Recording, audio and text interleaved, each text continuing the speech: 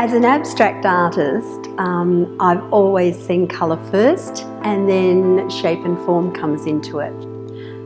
As a little girl, I've loved to abstract. I've never been drawn to the reality of paintings.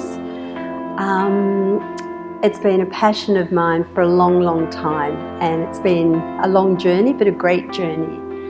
And I've got this little saying that with abstract paintings, when you're working on them, they do take you on a journey. When I paint, I sometimes just randomly put a mark, and it's instinctive. People will ask me why. I don't know why, it just happens. You just have to put it there and see what comes of it. Here we are in my studio. I can paint in the studio and step outside into an amazing environment. I think it's very important to change your location of where you paint and how you see things.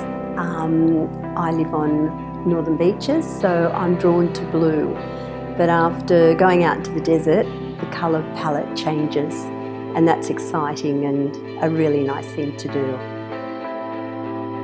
I've always painted in a studio. I've always felt very secure and safe and don't get out of your comfort zone. And you need to get out of your comfort zone. You need to do that to extend yourself, to find yourself and to see what else you can do.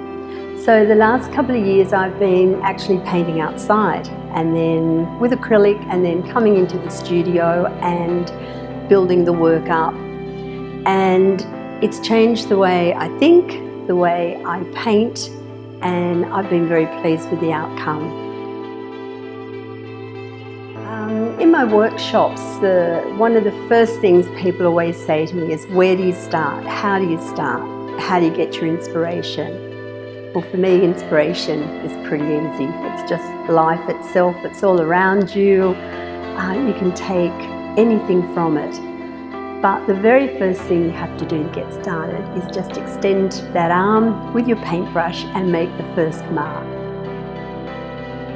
When I'm painting or facilitating workshops, because I've been doing it for a while now, you know, a lot of things are instinctive.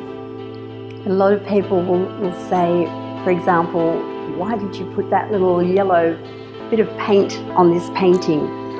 And I don't really have an answer to that. It just, let's do it and see. And if it works, it works. And if not, you can wipe it off or paint over it. You can't be afraid of something you're going to do. You know, if you're passionate about something, you just push through it. It's a painting. And I always say mistakes are good.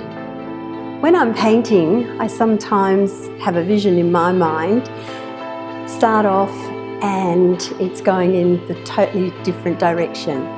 So I've got this little saying that paintings talk to you, and you have to listen to them and follow them.